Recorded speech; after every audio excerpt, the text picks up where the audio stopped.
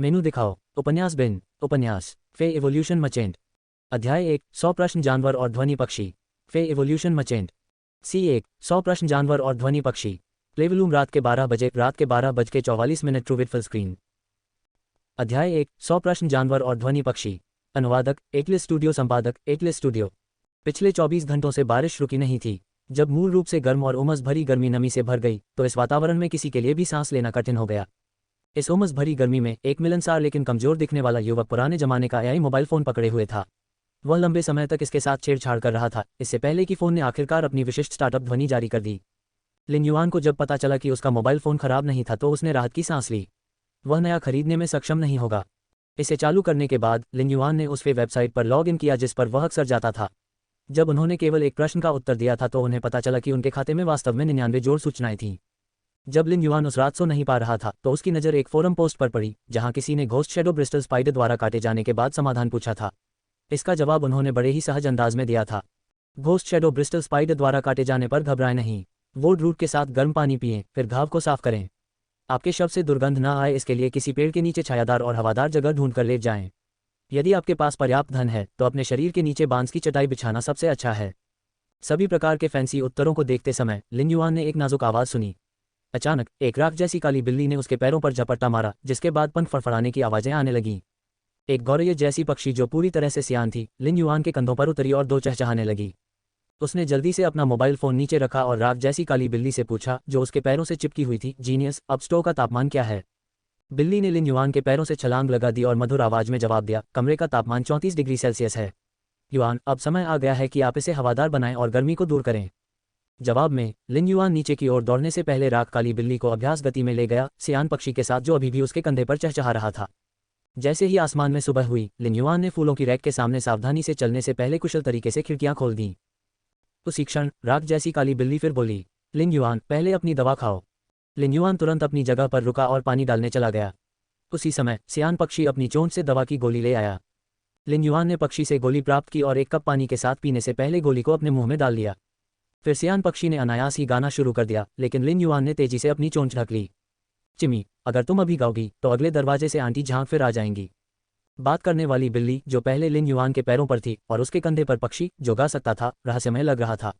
हालांकि spirit Q जागृति के एक सदी बाद राख काली बिल्ली और सियान पक्षी अब आम अस्तित्व में थे। लगभग हर किसी के पास उनमें से एक था। बिल्ली को प्रतिभाशाली कहा जाता था और यह 100 प्रश्नों वाला जानवर था। यह एक चलता फिरता विश्वकोश था और यहाँ तक कि एक साधारण जीवन शैली वाले बटले की भूमिका भी निभा सकता था। इसे घर की रखवाली करने वाला जानवर माना जाता था। हालांकि यह बाजार में उपलब्ध अन्य 100 क्वेश्चन बीस्ट से अलग थी, क्योंकि यह राख काली बिल्ली बहुत पतली और छोटी थी।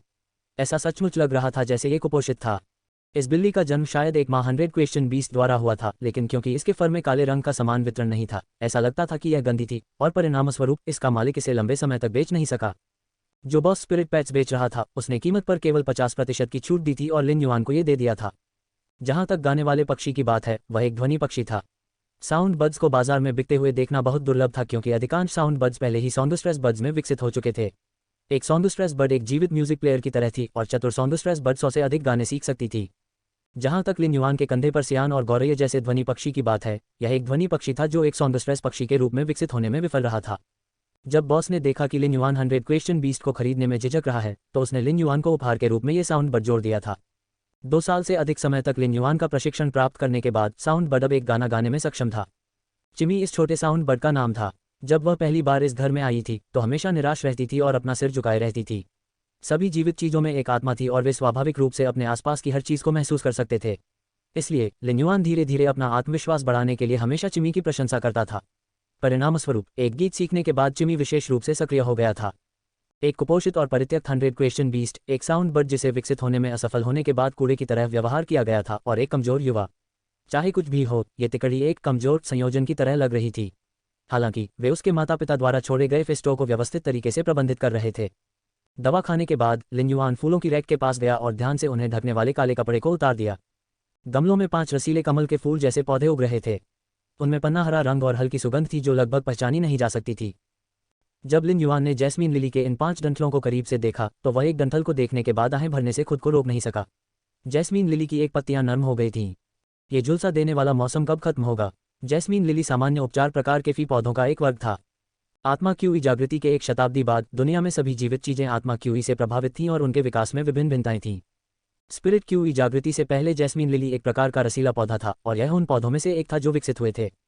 यदि इसके मालिक ने सामग्री काटते समय गलती से अपनी उंगली काट ली तो उन्हें बस बिस्तर के पास एक जैस्मीन लिली रखनी होगी और अगले दिन तक उंगली पर कट पूरी तरह से ठीक हो जाएगा। बेशक ऐसे स्पिरिट क्यूई पेशेवर भी थे जिन्होंने जैस्मीन लिली को अनुबंध के रूप में चुना था। हालांकि जैस्मीन लिली निम्नतम श्रेणी की मादा थी और इसे विकसित करना बेहद कठिन था। लिन युआन के स्टोव में जैस्मीन लिली के ये 5 बर्तन सभी सामान्य श्रेणी के थे। यदि वे एलीट ग्रेड पास कर सकते हैं और कांस्य ग्रेड के दरवाजे तक पहुंच सकते हैं तो जैस्मीन लिली अन्य उत्कृष्ट उपचार प्रकार के पौधों के साथ तुलनीय होगी। सभी जीवित चीजों की स्थिति भाग्य द्वारा निर्धारित होती थी। निम्न श्रेणी के लोगों की उपेक्षा की गई क्योंकि उन्हें विकसित करना वास्तव में कठिन था। हालांकि यह अलग होता यदि निम्न श्रेणी के फे को उच्च ग्रेड फे में विकसित होने की गारंटी दी जाती। वास्तव में लिन युआन ने अफवाहें सुनी कि निम्न श्रेणी के पुरुषों में कुछ ऐसे पहलू होते हैं जो उन्हें उच्च श्रेणी के पुरुषों को दबाने में सक्षम बनाते हैं। निम्न श्रेणी के फे का उदय बिल्कुल वैसा ही था जैसे एक तुच्छ व्यक्ति पृथ्वी से कदम दर कदम बादलों पर चढ़ रहा हो। वे उच्च श्रेणी के उन लोगों से भिन्न थे जो शिखर पर पैदा हुए थे। उच्च श्रेणी के फे भी विकसित हो सकते हैं और निम्न श्रेणी के फे की तुलना में यह अपेक्षाकृत आसान था। इसलिए लोगों के लिए निम्न श्रेणी के जानवरों का पालन पोषण करना दुर्लभ था। निम्न श्रेणी के मादा के पालन पोषण के लिए आवश्यक संसाधन कुछ उच्च श्रेणी के मादा के पालन पोषण के लिए पर्याप्त थे। एक अच्छा उदाहरण ये होगा कि लगभग हर व्यक्ति के पास 100 क्वेश्चन बीस्ट और सॉन्गस्ट्रेस पक्षी क्यों होते हैं। इस सदी में स्पिरिट क्यूई जागृति के बाद 100 क्वेश्चन बीस्ट या सॉन्गस्ट्रेस बर्ड के विकसित होने का मामला कभी नहीं आया। लिन युआन ने जैस्मीन लिली के 5 गमलों की सावधानीपूर्वक देखभाल की और उनकी मिट्टी में पोषक खनिजों को दबा दिया। हो सकता है कि इसमें ज्यादा मेहनत न करनी पड़े, लेकिन लिन युआन पहले से ही थोड़ा हौंफ रहा था। लिन युआन के स्टो को स्टो कहा जा सकता है, लेकिन इसमें केवल 2 प्रकार के फे पौधे थे, जैस्मीन लिली के 5 बर्तन और उसनिया के 1 दर्जन से अधिक बर्तन। इन असनियर्स को सामान्य 1% भी नहीं माना जा सकता है। स्पिरिट क्यूई जागृति से पहले उन्हें केवल मूल उसनिया का एक प्रकार माना जाता था। हल्के विषाक्त पदार्थों के अलावा इसकी लताएं अब तेजी से बढ़ीं और इन बेलों के भीतर पोषण भी बढ़ गया था। यही कारण है कि निम्न श्रेणी के शाकाहारी या सर्वाहारी पालतू जानवरों के लिए उसनिया सबसे अच्छा चारा था।